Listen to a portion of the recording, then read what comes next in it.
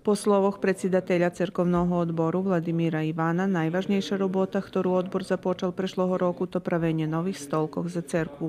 Napravili sme 16 novih krcelji.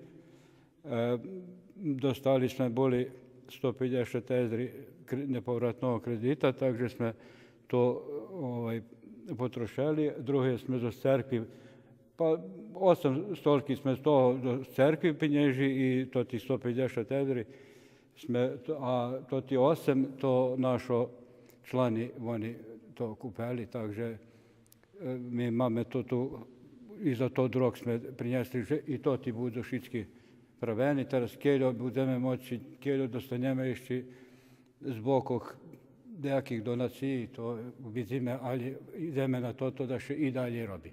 Popri tej možpovec kapitalnej investiciji, jeden stolok košta od 250 po 300 €, do cerkvi položeni i novi luster, ktorý podarovali parohijanje Olga i jej sin Vladimir Salonski, a cerkovni múry prikrašujú dva novi obrazi, ktorí podarovali pan ocec i pani matka Hološnjajovo.